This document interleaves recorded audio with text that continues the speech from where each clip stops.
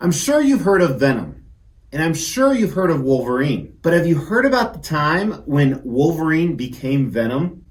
And that's not really actually true. He just had part of the symbiote suit take him over in the run Web of Shadows in the Spider-Man comics. But Venomized characters are becoming more and more popular, because who the hell wouldn't like to have black goo all over yourself and be naked? And I predict that one day clothing will be optional. We're just going to have black goo all over our bodies.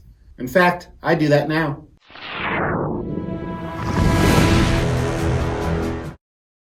As the Extreme channel is pushing towards 50,000 subscribers, these are just a few of the statues we are giving away on the journey there. If you want to know how to win one, stay tuned for later in the video.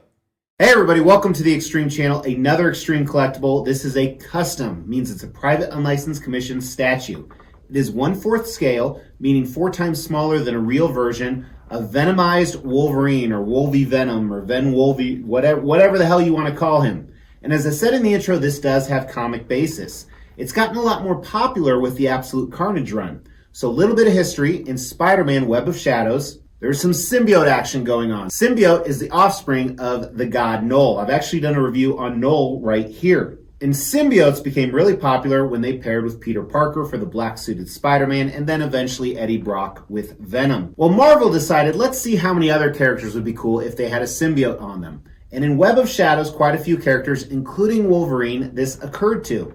Now, this was decently popular, but then an Absolute Carnage event happened, where Carnage came back to life, super powerful, trying to release the god Null. And with that, he had to collect the codex, or kind of like the DNA from every single character that's actually ever worn a symbiote suit. And Wolverine was featured in that as well. Now, what I love about this is a different take on it.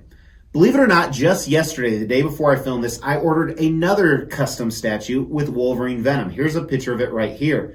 Much, much different. Now, while I'll get that one in hand, probably in a year or two, I wrote a blog about it on theextremechannel.com, so make sure to check that out. But today we're going to look at this badass piece. And there are some absolutely amazing things about this. I jumped on board at the last minute, and I'm very happy I did. But there's some really shitty things too, unfortunately. So we're going to talk about both. But the first thing we're going to talk about is the concept, which in my opinion is one of the biggest strengths. The concept is phenomenal. And when you're making these characters, you got to choose, okay, how much Wolverine are we going to put in there? How much Venom? I like what they did here. To me, it's more Venomized, but that's okay. So first, what I love about this is he's totally badass because he is standing on a ton of skulls. Now, when the symbiote suit took over Wolverine, it was kind of nuts. It controlled his mind and was doing some evil things at first. So with that being said, this kind of makes sense. And you see the tendrils from the symbiote suit everywhere. It's almost like it's alive. It's moving. And then when we get up to the actual character, you see a lot of different things. First, its size is huge, which we know the symbiote suit makes the host much larger, so that makes sense. He has a lot of the tendrils coming out. Some of the things we're going to look at in paint, it almost looks like the suit's alive and moving. You also have what I call kind of the Absolute Carnage heads coming out. So this is kind of that evil symbiote. It hasn't really been tamed or partnered like it has been with Eddie Brock and Venom, but I like that a lot. But this predates the Absolute Carnage event, so you don't see the little target on their heads like you see in some of the other pieces. His Wolverine claws are included. There are a number of display options, so you don't have to show those, but that's quintessential Wolverine, so I really like that. And he's in a really weird pose that kind of makes him hard to display. We'll talk about in design, but it looks badass. Looks like he's in the middle of an action. He's in the middle of a fight. Maybe he just swiped somebody. And the portrait I'm showing now is half Venom, half Wolverine. And what's really cool with design is you can just go full Venom if you want to on this. But I think this is a perfect match between all of them. He's huge, he's bulky, even though Wolverine's kind of a typically small guy. This concept looks very, very cool. I give it a 5 out of 5. I'm very impressed. Now, design is so bass-ackwards because there's some stuff that is really shitty that I talked about, and then some other stuff it's like, damn, that's cool. But before we look at that stuff, check out the unboxing and assembly. 2 boxes for this piece, decent size, which you'd expect because it's pretty large. No art box, but the standard custom black foam with straps. I much prefer straps. Here is the first layer. You can see some arms and a portrait, a few other pieces. The second layer had the body and some more arms. Then the other box right here had a ton of other pieces, as you see, including the base and the bust display.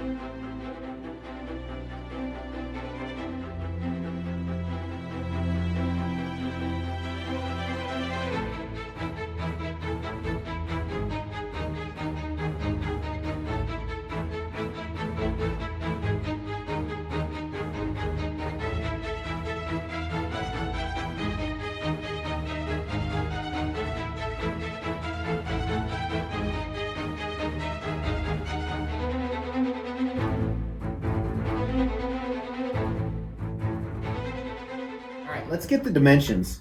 So 1/4 scale means he's 4 times smaller than a real life version. The base is about 14 inches wide, give or take. The deepest part is about 15 inches. The tallest point is probably his arm up here, is 28 inches, which is a huge character. Now, before we talk about the issues, let's look at the different display options. Both hands have normal hands. So when I say normal, I mean Venomized hand. He has long fingernails, everything going on. Or you can switch them out for arms that actually have the Wolverine claws. So you can see right here, he actually shows the Wolverine claws both on the front and on the back. There are 4 different portraits to look at. First one is probably my favorite. It's hard to tell, but I think this is my favorite. This Wolverine / Venom. So kind of the top is Wolverine's head. You see the cowl, and then he's really turning into Venom. You have another Venomized head where his mouth is wide open. I like this one a lot as well. However, I won't display it because it doesn't show Wolverine as much. Another one with the mouth closed, Venomized. I'm not a fan of this at all. And then a really badass one, and we'll take a look at all these closer, where kind of the Venom head is closing around Wolverine's head, and he has that long tongue. Those last 2 are probably my favorite. And as you saw, to display all those extra heads, they have this very cool bust display. That is awesome that they do that. I think this needs to be done more often. Huge props to them for displaying this. It looks so badass. Now, design issues, there are a few of them. First of all, the magnets are incredibly weak, especially on this bust display. So weak, in fact, that after I put them in, I secured them and made sure they were there. I walked away and the portraits fell out and broke the teeth and the tongue on 2 of them. So if you have this, heads up, don't touch it or look at it funny, otherwise it'll fall off and break. The portrait up here is a little bit more secure. On one of them, the tongue, actually the magnet inside the tongue, broke through the resin and got stuck in the mouth. This right arm is very loose. More so the other one without the Wolverine claws. I was so scared it was going to fall out, I held it in the entire time. And then unfortunately, we're dealing with some nasty seam lines. You can see a few different pictures right here. Thankfully, most of them aren't when you're looking at it straight on, but still not very enticing. So it's such a mixed bag with this. Obviously, the fact that there's some issues with the assembly that caused it to break really pissed me off. So I think the design should have been constructed better. I do have to give them a lot of props. There's a lot of different moving pieces to this. The different display options, which also fall into the same category, I think are pretty damn awesome. But overall, I think that if you have a statue and you assemble it and then it falls apart and breaks, that has to give you a 2 out of 5 on design. Hate to say it, but that's where it lands. Actually, it landed on the table and shattered. Paint and sculpt, another mixed bag. Now, the cool thing about the paint and sculpt, the most important parts, the portrait and Venom, are awesome, which is what your eye is going to. Check it out. I really hate the lighting in here because it doesn't do it true justice. But let's actually start with the bust display over here. So this looks phenomenal. Looks like I talked about, a 3-headed Venom. And I love the texture they did on Venom's skin. It not only has that kind of coarse, almost like a rhino-like skin, but it has the black symbiotes on top of it, so it gives it that illusion that it's moving. Now, there is a lot of purple in here that you're not seeing as well, but trust me, there is a lot of very cool purple. The Venom symbol is really protruding, and I like this color. It's not too brown, not too black, not too white. It's almost like a gray, depending on certain lights you look at. And you'll see that up on the main torso as well. Really quick, let's look at some of these portraits. And as I said, this is where it really shines, just grotesque and nasty. The color of Venom's teeth, there's only a few Venoms I have that really go this yellow and brown, and personally, I like it. You also see some of that purple within the eyes, around the rims. Usually you see pure white or maybe some blue, but not this purple. And again, I think that's cool because it makes it look different. Even though I typically don't think of Wolverine as purple. And even here, the Wolverine portrait inside the head. The only problem with this is the head kind of overshadows it, but it looks really, really cool. I like that a lot. Then moving over here, so the base is okay. The paint and sculpt of it is okay. I mean, looking at the skeletons, in my opinion, just how they're kind of mudded in together. Maybe it's the wrong color they chose. It doesn't look like real bones. Maybe a more of a white with some black shading instead of this brown gray color. But also the sculpt on the mud isn't the best either. Now, it's not bad, but I would give it like an average score. Tendrils, I'm going to say the same thing. Now, while the body of Venom looks fantastic, the tendrils, there's no texture to them. You would think it would be a little bit more defined.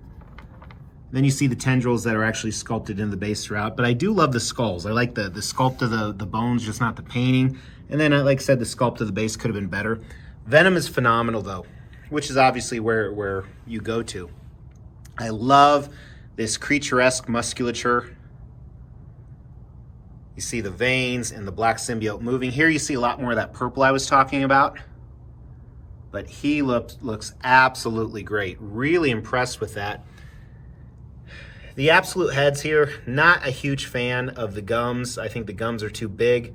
I mean, I know they didn't have eyes before, but I would really prefer not to have these, actually. I don't think, I think they take away from it.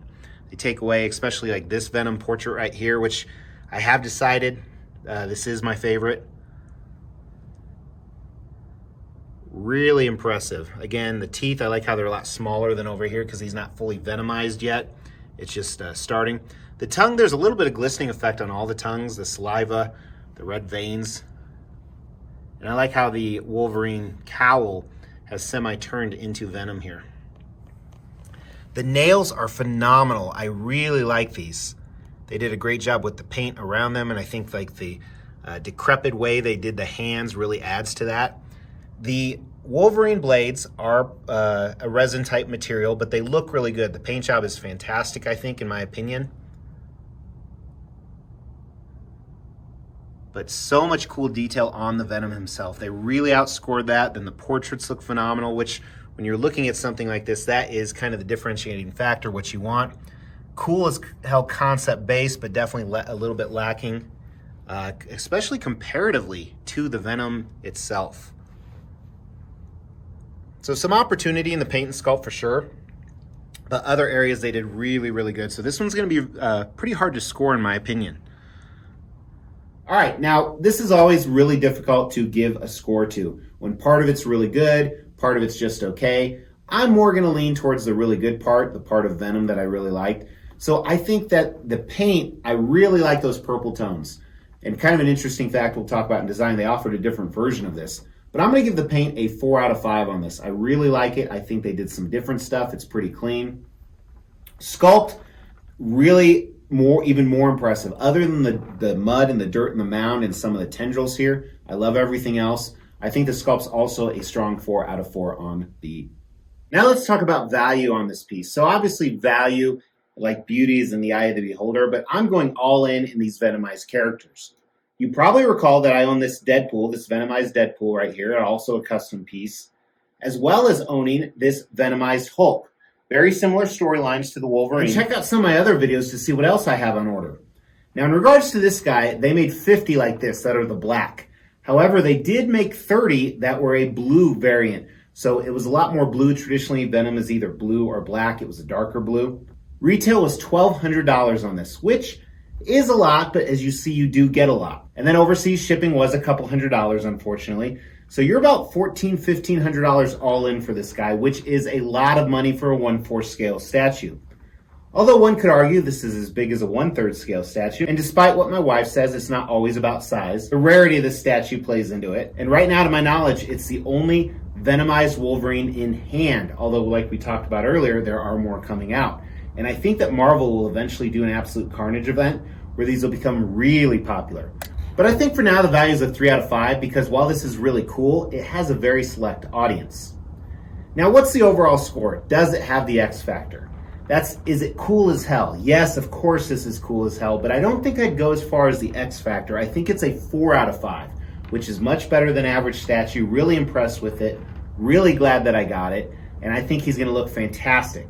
If you want to see what he looks like in the collection, make sure to check out the Extreme Channel social media. A link for that is in the description below. But in the meantime, let me know what you think of him because that could win you a statue. We will be giving all of these statues away, plus additional ones at every 5,000 subscriber milestone. To win one of these statues, all you have to do is make sure you've liked this video, you've subscribed to the channel, you've hit that bell notification, and then just drop a comment below. Every 5,000 subscriber milestone, we are going to do a random drawing and pick a random comment and give one of these statues away, plus some additional ones I'm not showing right now. The more videos you comment on, the higher your chances are to win. Thanks for tuning in, guys. Really appreciate it. Please hit that like on the way out. In the meantime, check out some of these other videos. Otherwise, I'll talk to you in 2 days. Take care.